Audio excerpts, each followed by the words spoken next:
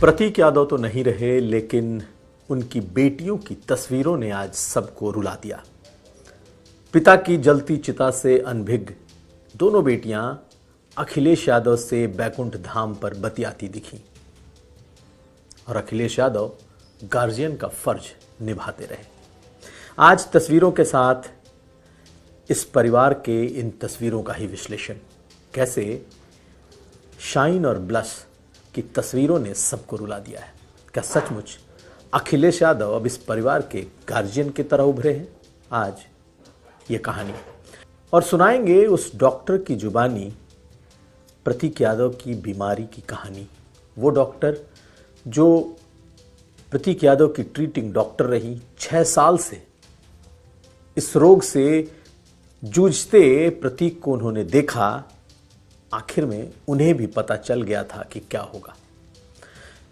ये दोनों खबरें आज का यूपी में। नमस्कार, मैं हूं कुमार अभिषेक, आप देख रहे हैं यूपी तक। हम हाजिर अपना न्यूज शो आज का यूपी लेकर। तो हमारे आज के इस वीडियो का थंब है गार्जियन अखिलेश।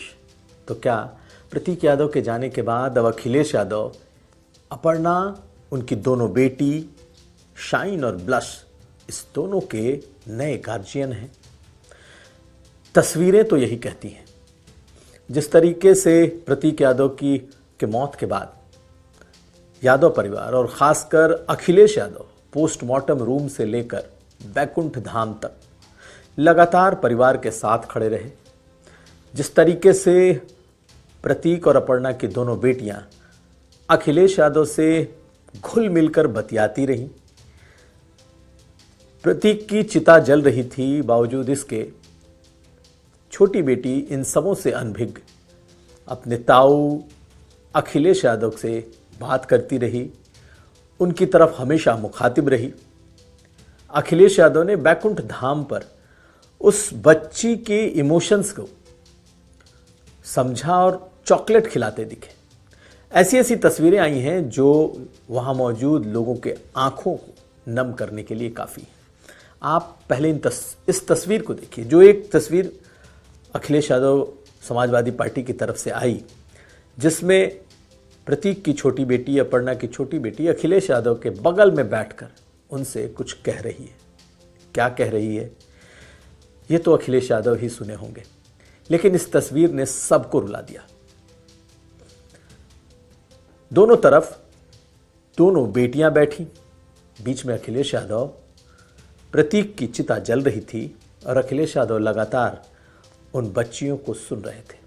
वो कुछ ना कुछ बोल रही थी, कुछ ना कुछ बता रही थी, लेकिन उसके चेहरे का भाव ऐसा था कि इस बैकुंठ धाम पर क्या चल रहा है शायद उसे नहीं मालूम।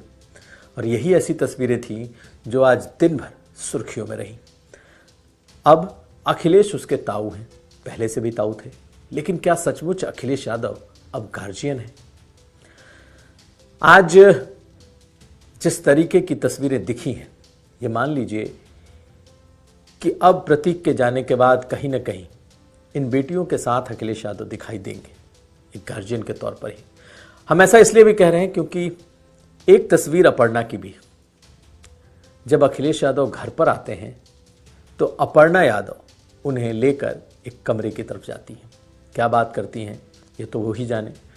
और परिवार के इस गम की घड़ी में, इस दौर में, जब अपर्णा अखिलेश यादव से अकेले में बात करती हैं तो एक बड़े भाई, या यूँ कह लें कि अपने जेठ के साथ जो बातचीत है वो परिवार की ही बातचीत। और यही तस्वीरें दिखाती हैं कि अखिलेश यादव अब इस परिवार के गार्जियन हैं। आप इन तस्वीरों को देखिए, अंदाज़ा लगेगा। अखिलेश जिस समय परिवार को सपोर्ट की जरूरत थी, सपोर्ट का मतलब फिजिकली सपोर्ट की या फाइनेंशियल सपोर्ट की नहीं होती, मानसिक रूप से सपोर्ट की जरूरत थी, उस समय पूरे अखिलेश यादव जी ने और भी सारे परिवार ने बहुत ही सलीके से परिवार को संभाला। मैं ये कह सकता हूं कि अखिलेश जी वो डेमोक्रेटिक लीडर तो है ही है, इसमें तो कोई संदेह नहीं है। परिवार भी पूरा डेमोक्रेटिक है, नेताजी के गुण अखिलेश जी में है। बट अखिलेश जी ने जिस तरीके से अपर्णा जी को और बच्चों को, आज भी अगर आपने घाट पे देखा हो, छोटी वाली बच्ची को उन्होंने कैडबरीज चॉकलेट धीरे से कान में अपने किसी आदमी को बोल करके मंगवा के दिया, क्योंकि छोटे बच्चों को नहीं समझ में आ रहा है। तो जो उनका सहृदयता है, जो उनके अंदर विनम्रता है अखिलेश जी के अंदर, वो आपको कल से मैं तो लगातार देख रहा था। परिवार को जिस समय सबसे ज्यादा सपोर्ट की जरूरत थी, उस समय अखिलेश जी के लाख मनमुटाव रहे हो प्रतीक जी के साथ या फैमिली के साथ, रहते नहीं या नहीं रहते वो भी नहीं जानता मैं। पब्लिक डोमेन में ये बात बार बार आती थी कि मनमुटाव है, लेकिन जिस समय क्राइसिस हुई फैमिली में, उस समय वो चट्टान की तरह खड़े थे अखिलेश जी। अपर्णा यादव और अखिलेश यादव की मुलाकात, घर के मुखिया, घर के गार्जियन और घर के बहू की मुलाकात, इन दोनों के बीच निश्चित तौर पर अगर कोई बात है तो वो परिवार की ही बात हुई होगी। लेकिन अखिलेश यादव का ब्लश, जो कि छोटी बेटी है प्रतीक और अपर्णा की, उसको चॉकलेट खिलाते जो वीडियो है, ये ज़बरदस्त वायरल हुआ। वजह ये, वैकुंठ धाम पर बैठे थे, शायद बेटी को अंदाज़ा ही नहीं कि सामने चल क्या रहा है। वो तो बस अपनी मासूमियत में अपने ताऊ, अपने चाचा के बगल में बैठी सब कुछ निहार रही थी।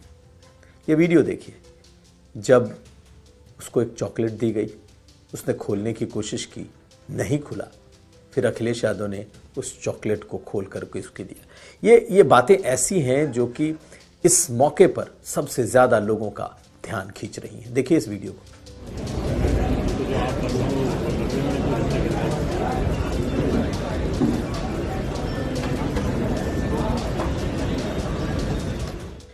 एक और वो तस्वीर जब अखिलेश यादव ने मुखाग्नि तो नहीं दी, लेकिन चिता पर उन्होंने वो लकड़ी रखी, और ये तस्वीर भी खूब वायरल हुई। ये तस्वीर भी लोग देख रहे हैं। खैर, मुखाग्नि देने का काम अपर्णा यादव के पिता ने किया, यानी कि प्रतीक यादव के ससुर।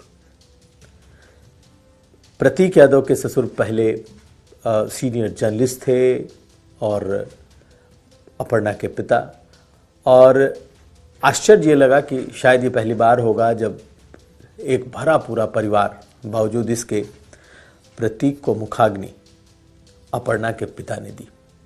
ये तस्वीर भी लोगों के बीच में कौतूहल और चर्चा का विषय है। किसी ने कुछ बोला नहीं, लेकिन प्रतीक के मौत के बाद की जो तस्वीरें हैं वो सबके सामने हैं। एक दिन पहले मुख्यमंत्री योगी आदित्यनाथ जब प्रतीक यादव को श्रद्धांजलि देने गए थे, उस वक्त की भी तस्वीरें देखी। तब अपर्णा यादव ने अपनी दोनों बेटियों को शव के पास ही, जो घर के भीतर उनका पार्थिव शरीर रखा था, श्रद्धांजलि के तुरंत बाद मुख्यमंत्री योगी आदित्यनाथ की तरफ उन दोनों अपनी बच्चियों को उन्होंने आगे किया और उनसे मिलवाया। ये तस्वीर भी देखिए।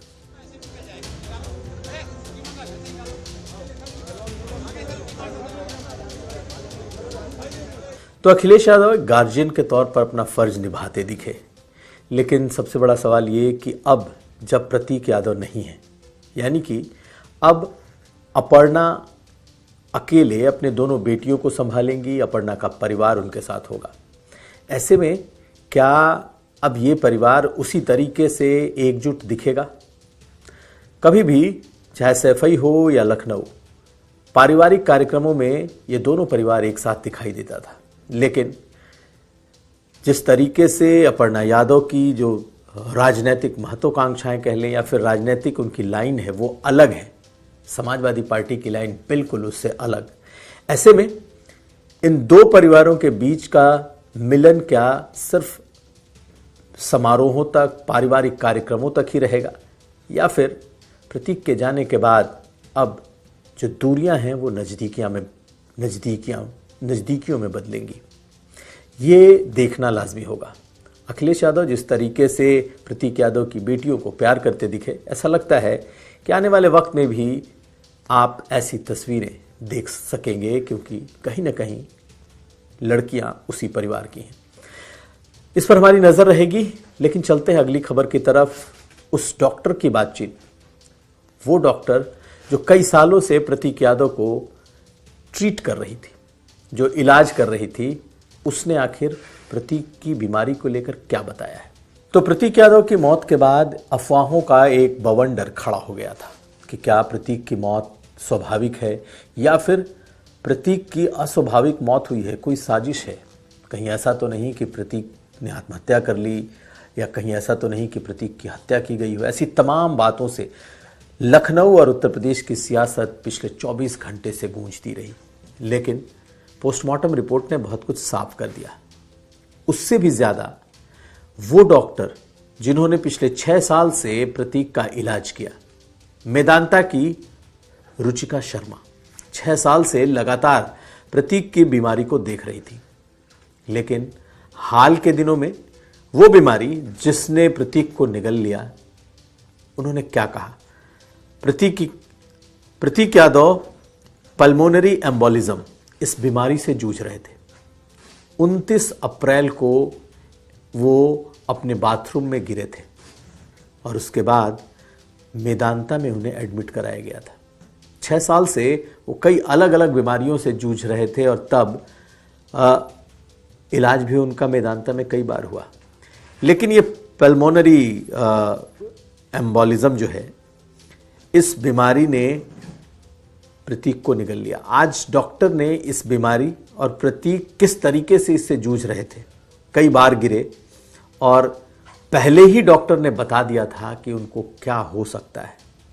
सुनिए रुचिका शर्मा की वो बातें जो उन्होंने प्रतीक की बीमारी के बारे में यूपी तक से खास तौर पर बताई। जैसे मैं उनको इतने टाइम से देख रही हूँ और पहले से देखा है, डायग्नोसिस रीसेंट है, हार्ट का इन्वॉल्वमेंट है, तो बिल्कुल मैच तो कर रहा है कि यही कारण था।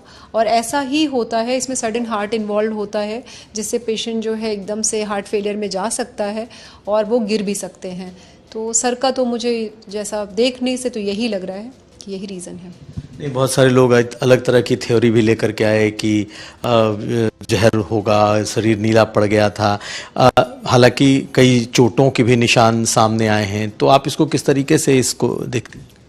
मुझे तो इतने दिन से देखते देखते यही समझ में आ रहा है कि वो ऑलरेडी हाई रिस्क हैं, उनका ट्रीटमेंट चल रहा है, गिरे हैं, पहले भी एक बार गिर चुके थे तो पहले भी निशान थे उनके बॉडी में, तो मैच तो ये पूरी तरीके से कर रहा है। बाकी तो देखिए, बाकी सारे आपके पास रिपोर्ट से विसरा भी है गवर्नमेंट के पास, तो वो रिपोर्ट तो आ ही जाएगी।